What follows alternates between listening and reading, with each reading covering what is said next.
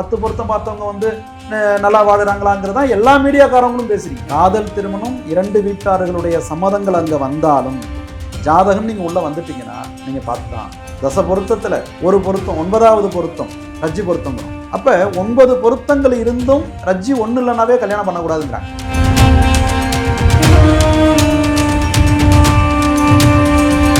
மிதுன ராசிக்கும் துலா ராசிக்கும் சேர்க்கை இருக்குன்னு சொல்லி உள்ள கொண்டு வந்துட்டாங்க. கொண்டு வந்தவங்க என்ன பண்ணிட்டாங்க, இங்க வந்து கிரக பொருத்தம் இருக்குதா அப்படிங்கறத அவங்க பார்க்காத இருக்காங்க. அப்ப கிரக பொருத்தம் அவங்களுக்கு வந்து டாமினேட்டிங் பண்ணும்போது அவங்க வாழ்க்கை தெரியும். பரிகாரங்கள் இருக்கக்கூடிய ஜாதகத்துக்கு பரிகாரம் சொல்லிடுவோம். பரிகாரம் யார் வேணாலும் சொல்லலாம். வழியில போறவங்க கூட ஏதாவது ஒன்று சொல்லிட்டு போகலாம். அதுவும் ஒரு பரிகாரம் தான். ஆனா அது வந்து சரியான பரிகாரமாக இருக்காது.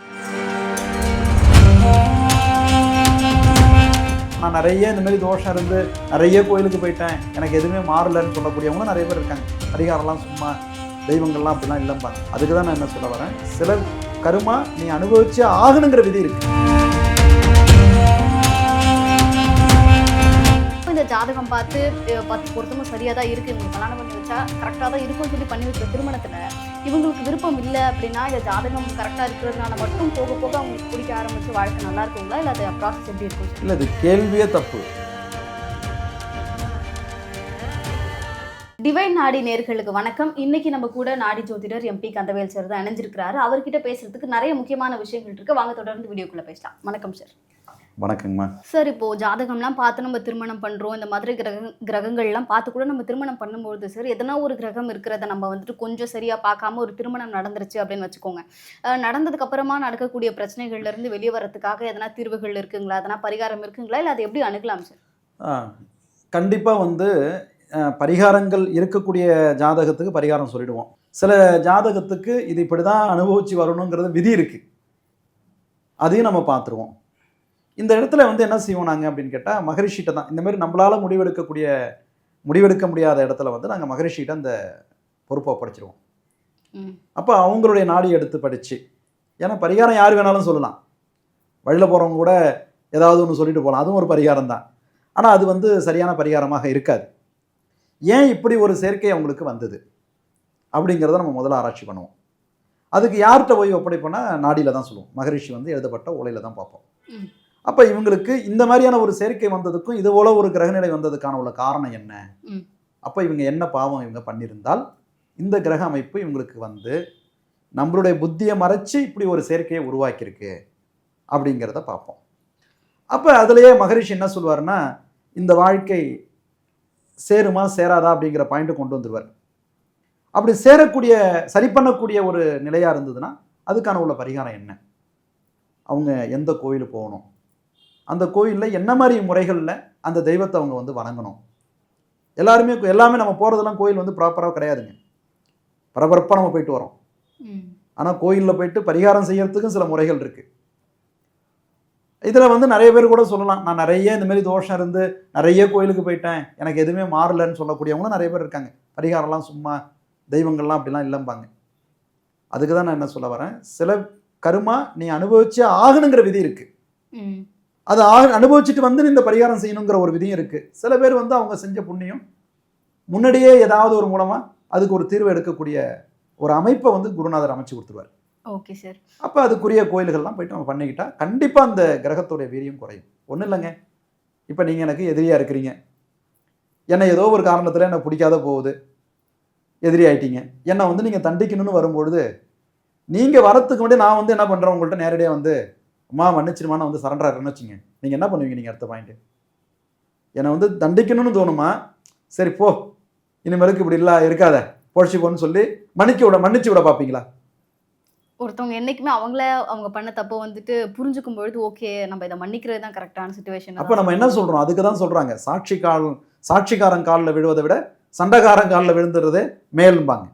அப்போ நேரடியாக போயிட்டு நம்ம அவர்கிட்ட போய் அந்த தெய்வத்துக்கிட்ட போய் நம்ம சரணாகதி அடையும் போது கண்டிப்பாக அதனுடைய வீரியம் நம்மளுக்கு குறையும். அதுலேருந்து நம்ம வந்து காக்கப்படுவோம். இல்லைன்னா நிறைய பேர் இன்னைக்கு நிறைய பேருடைய வாழ்க்கை நின்று இருக்காது. சார் நம்ம வந்துட்டு இப்போ ஒரு அரேஞ்ச்ட் மேரேஜ் பண்ணுறோம் அப்படின்னா கண்டிப்பாக அந்த ப்ராசஸே வந்துட்டு ஜாதகம் பார்க்கறதுல இருந்து தான் தொடங்கும் அப்படின்னு வச்சுக்கோங்களேன். ஆனால் இப்போ ஒரு காதல் திருமணம் நடக்க போகுது அப்படின்னா ஆல்ரெடி அவங்க 2 பேருக்கும் பிடிச்சிருச்சுன்னு சொல்லி வீட்டில் அதுக்கப்புறம் அந்த ஒரு திருமணத்தை இனிஷியேட் பண்ணும்போது ம். ஜாதகம் வந்துட்டு பார்த்தே ஆகணுங்கிறது கட்டாயமா சார்? ஏன்னா சில பேர் என்ன நினைக்கிறாங்கன்னா நம்ம பார்த்து வேண்டாம் அப்படின்னு வந்துருச்சுன்னா வாழ்க்கையில் எதனா ஒரு சின்ன பிரச்சனை வரும்பொழுது கூட அதனால தான் இது வருதோன்னு நம்மளுக்கு தோணிக்கிட்டே இருக்கும். அதனால பார்க்க வேண்டாங்கிற மாதிரியான காதல் முடிவுகள் திருமணம் எடுக்கிறாங்க. காதல் திருமணம் 2 வீட்டார்களுடைய சம்மதங்கள் அங்க வந்தாலும் ஜாதகம் நீங்க உள்ள வந்துட்டீங்கன்னா நீங்க பார்த்து தான் ஆகணும். கிரகத்தை யாராலையும் ஜெயிக்க முடியாதுமா. அந்த நிமிஷத்துக்கு எல்லாமே ஓகேவா இருக்கும். அதுதான் அப்பவே முன்னோர்கள் என்ன சொல்லியிருக்காங்க, திருமண வாழ்க்கைங்கிறது ஆயிரங்காலத்து பயிருங்கிறாங்க. அதை பத்தி பேசினா அது ஒரு பெரிய ஒரு ஸ்டோரி வரும். ம். திருமணங்கிறது ஆயிரங்காலத்து பயிரும்பாங்க. அது நம்மளோட மட்டும் போகல, நம்மளுடைய வாழ்க்கை, நம்மளுடைய வாழ்க்கைக்கு அப்புறம் நம்மளுக்கு பிறக்கக்கூடிய சந்ததிகள், குழந்தைகள், அதுக்கப்புறம் அவங்களுடைய எதிர்காலம், அவங்களுடைய திருமணம், அவங்களுக்கு பிறக்கக்கூடிய சந்ததிகள், இதுதான் ஆயிரங்காலத்து பயிர். நம்மளோட முடிய போகுதா? இல்லை. அதனால பெரியவங்க பார்த்து கல்யாணம் பண்ணி அமைச்சு வச்சாலும் சரி, 2 பேருமே ஒருத்தர் ஒருத்தரை வந்து முன்னாடியே பார்த்து பழகி அப்படி நம்ம வந்து கல்யாண வாழ்க்கைக்குள்ள போகும்பொழுதும் சரி, ஜாதகம்னு உள்ள போயிட்டோம்னா அதை சொல்றதை நம்ம கேட்டு தான் ஆகணும். இப்போ அதான் சார் எதனா சில விஷயங்கள் நெகட்டிவா சொல்றாங்க அப்படின்னாலும், அவங்க 2 பேருக்கு வந்துட்டு அப்போ நம்ம அப்ப நம்ம பிரியணுங்கிற பார்ப்போம் மன நம்ம பார்ப்போம் இது வந்து சரி பிரச்சனைகள் இருக்கு, இதை சரி பண்றதுக்கான வழிமுறை இருக்காங்கிறத பார்ப்போம். இந்த பிரச்சனை எந்த அளவுக்கு இவங்க வாழ்க்கைக்கு வந்து பாதிப்பை கொடுக்கும் அப்படிங்கிறதையும் நம்ம பார்ப்போம். அதுக்கு தகுந்த மாதிரி நம்ம அதுக்கான உள்ள சொல்யூஷனை கொடுத்துருவோம். அவங்கள்ட்டையும் அதை உணர்த்திடுவோம். இந்த பாருங்க, இந்த உங்கள் கிரகம் இப்படி இருக்கு, இந்த கிரகம் இந்த இதனுடைய தன்மை இப்படி தான் நம்மளை கொண்டு போகும். அப்போ நம்ம அதுக்கு தகுதியாக இருக்கணும், இதெல்லாம் அட்ஜஸ்ட் பண்ணி வாழணும். அதுக்கு மேலே உங்களுக்கு தெய்வ பலத்தை நம்ம அமைச்சு கொடுப்போம். தெய்வ வழிபாடுகள் இருந்தாலும் நீங்களும் உங்கள் நிலையை உணரணும். வாழ்க்கை வேணும்னா இதில் இறங்குங்க, இல்லை அப்படின்னா நீ இதுக்கு ரிஸ்க் எடுக்காதீங்க அப்படிங்கிறத நான் ஓப்பனாகவே சொல்லியிருக்கேங்க. அதில் மாறி இன்னைக்கு நல்லபடியாக வாழுறவங்களாம் இன்னைக்கு நல்லா இருக்காங்க. ஓகே. அதனால இந்த முடிவு வேண்டான்னு சொல்லி அதிலிருந்து விலகி வந்து வேற வாழ்க்கை சொல்றீங்க. ஆமாங்க, ஒன்றும் இல்லைங்க. இப்போ ரஜ்ஜிங்கிறது வந்து ரஜ்ஜி பொருத்தங்க தான் இருக்கிறதுலே முக்கியமான பொருத்தம்.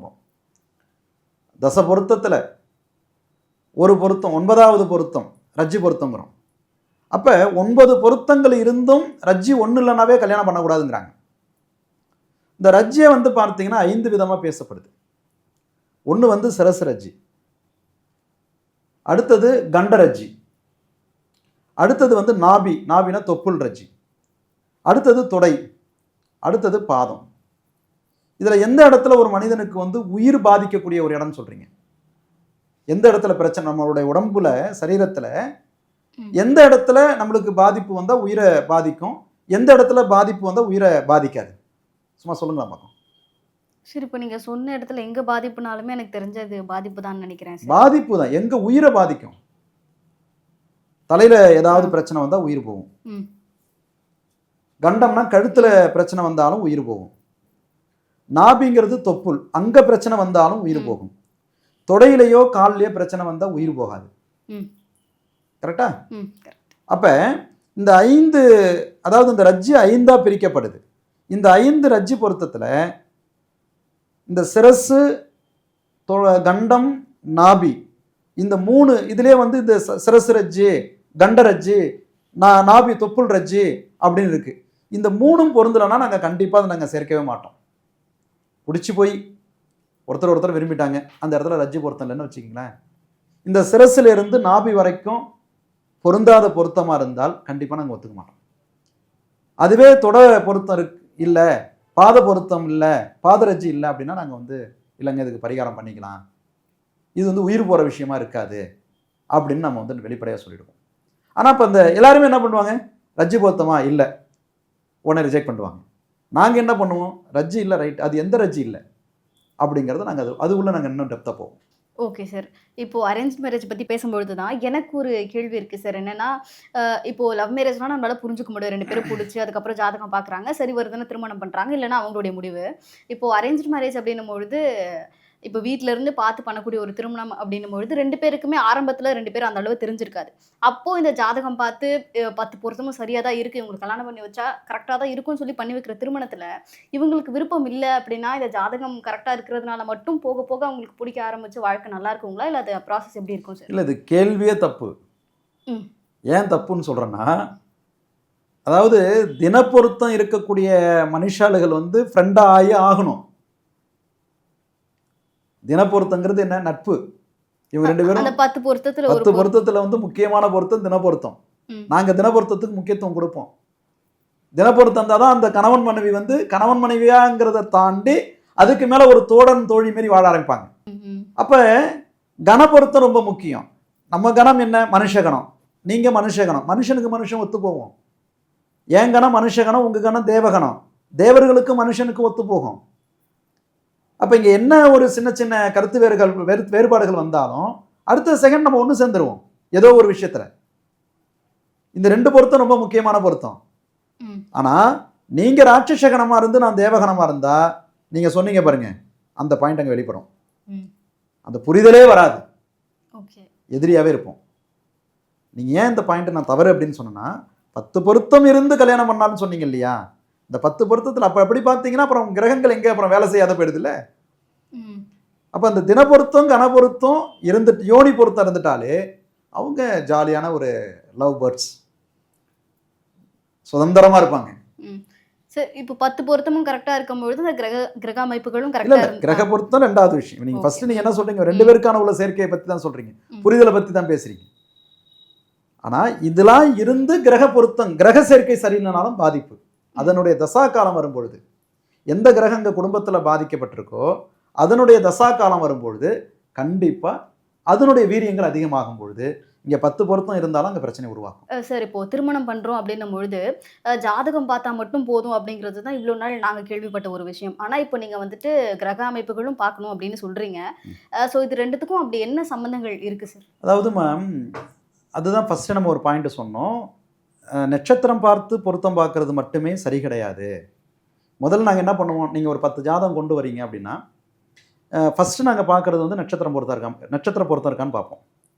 அந்த ஜாதகத்தை எடுக்கலாமா எடுக்கக்கூடாதாங்கிறதுக்கு ஒரு என்ட்ரன்ஸ் பாயிண்ட் தான் வந்து நட்சத்திர பொருத்தம். ஃபஸ்ட் நாங்கள் என்ன பண்ணுவோம், இந்த நட்சத்திரம் கொண்டு வந்திருக்கீங்க, அதில் வந்து நாங்கள் இன்னொரு விஷயமும் இருக்குது. அதாவது ஜென்மாதி, சம்பத்து, கண்டம், ஷேமம், பிரத்யக்கு, வதை, அனுகூலம், அப்படி ஒரு விஷயங்கள் இருக்குது. இதை நான் வந்து ஒரு ஷார்ட்டாக சொல்கிறேன் உங்கள்கிட்ட. அப்போ ஒரு அந்த இடத்துல பார்க்கும்போது ஒரு ஜென்மாதிங்கும் போது ஜென்ம நட்சத்திரம், இது வந்து ஒரு பெரிய டாபிக். இது வந்து நம்ம வந்து எல்லாருக்கும் ஈஸியாக சொன்னால் அது புரியாத ஒரு விஷயம். ஏன்னா இது ஜோதிடத்தினுடைய ஒரு சூட்சமம். அப்போ அந்த நட்சத்திர பொருத்தம் அப்படிங்கிறதுக்கு நாங்கள் முதல் பாயிண்டாக எடுக்கிறது இதுதான். இதை வந்து எடுக்கலாமா எடுக்கக்கூடாதா, இந்த ஜாதகத்துக்குள்ள அடுத்து நான் போகலாமா போகக்கூடாதா அப்படிங்கிறதுக்கு ஃபஸ்ட்டு ஒரு என்ட்ரன்ஸ் வந்து நட்சத்திர பொருத்தம். அப்புறம் நட்சத்திர பொருத்தம் எடுத்த பிறகு இந்த கிரகங்களும், இவங்களுக்கு இருக்கக்கூடிய கிரகங்களும், ஒரு பெண்ணுடைய ஜாதகத்தில் இருக்கக்கூடிய கிரகமும் ஆணுடைய ஜாதகத்தில் இருக்கக்கூடிய கிரகமும் ஒன்றாக இணையுதா. இப்போ ஒரு முன்னாடியே ஒரு பாயிண்ட் சொன்னேன், மிதுன ராசிக்கும் துலா ராசிக்கும் சேர்க்கை இருக்குன்னு சொல்லி உள்ளே கொண்டு வந்துட்டாங்க. கொண்டு வந்தவங்க என்ன பண்ணிட்டாங்க, இங்கே வந்து கிரக பொருத்தம் இருக்குதா அப்படிங்கிறத அவங்க பார்க்காத விட்டுட்டாங்க. அப்போ கிரக பொருத்தம் அவங்களுக்கு வந்து டாமினேட்டிங் பண்ணும்பொழுது அவங்க வாழ்க்கை வந்து பிரிவுக்கு வருது. ஆகையினால பொருத்தம்ங்கிறது வந்து ரொம்ப ரொம்ப ரொம்ப அவசியமான ஒன்று.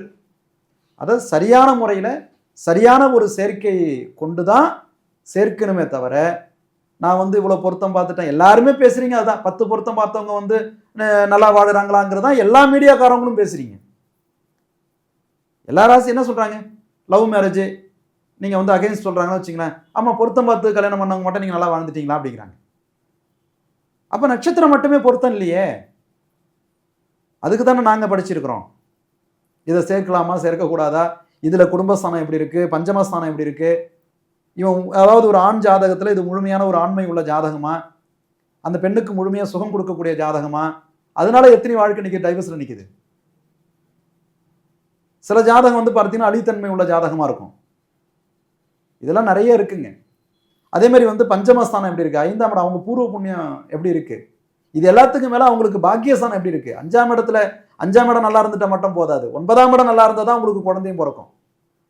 ஆனால் எல்லாரும் என்ன சொல்கிறோம், ஒரு ஜாதகத்தில் 5ஆம் இடத்துல கிரகங்கள் 5 கூடிய கிரகம் நல்லா வலுவாக தானே இருக்குது, ஏன் இவங்க 2 பேருக்கும் நட்சத்திர பொருத்தமும் கரெக்டாக தானே இருந்தது, ஏன் உங்களுக்கு குழந்தை பிறக்கலைங்கிறோம். அப்ப பஞ்சமஸ்தானத்தை மட்டும் பார்த்தது, பஞ்சங்கிறது பூர்வீகம், பாக்கியங்கிறது 9. ம். அது குழந்தைங்கிறது இருக்கு, அதை அனுபவிக்கிறதுக்கான பாக்கியம் எனக்கு இருக்கான்னு பார்க்கணும் இல்லையா? அதுக்கு வந்து 9ஆம் இடம் திருமணம் ஆகுது. ஸோ அதெல்லாம் நம்ம வந்து முழுசா பார்க்கணுங்க. பார்த்துட்டு செஞ்சா அவங்க வாழ்க்கை வந்து நல்லா இருக்கும். அதனால யாருமே வந்து ஒரு ஜோதிடர்களை மட்டுமே நம்ம ஆலோசிக்க வேண்டாம். ஒருத்தவங்க சொன்னாலும் நல்லா இருக்குன்னு சொன்னாலும் கூட இதை நம்ம அடுத்த பரிசீலனை பண்றது தவறு இல்லைன்னு தான் நான் சொல்லுவேன். ம். இதே மாதிரி ஏன்னா இன்னைக்கு என்கிட்ட நாடி பார்க்க வரவங்க எல்லாருமே இந்த பிரச்சனை தான் வராங்க. வாழ்க்கை வந்து டைவர்ஸ், வாழ்க்கை இழந்தவங்க, வாழ்க்கையில் கணவன் மனைவி வந்து அந்நியோன்யங்கள் இல்லாதவங்க, பிரச்சனை பிரிவுன்னு நிற்கிறவங்க, வழக்கு நடக்கிறவங்க, இப்படி தான் என்கிட்ட வந்து பார்த்தீங்கன்னா நிறைய ஜாதகம் வருது. நாடி பார்க்கறதுக்காக தான் வராங்க. அதுக்கு தான் மகரிஷி வந்து கரெக்டாக அதுக்கான ஒரு சொல்யூஷன் அமைச்சு கொடுக்குறாங்க. கண்டிப்பா சார். நிறைய விஷயங்கள் ரொம்ப இன்டெப்த்தா சொல்லியிருந்தீங்க. எங்களுக்கு மேலோட்டமா என்ன தெரியும்னா, ஜாதகம் பார்த்து பொருத்தங்கள் கரெக்ட்டா இருந்துச்சுன்னா, திருமணம் பண்ணிரலாங்கிறது மட்டும் தான் தெரியும். கண்டிப்பா. ஆனா, அத தாண்டி என்னென்ன விஷயங்கள்லாம் பார்க்கணும் அப்படின்னு சொன்னது, இப்போ அது ரொம்ப நல்ல இன்ஃபர்மேஷனா இருந்துச்சு சார். உங்களோட கண்டிப்பாம்மா. நேரத்துக்கு ரொம்ப நன்றி. நன்றிம்மா. வணக்கம். ம்.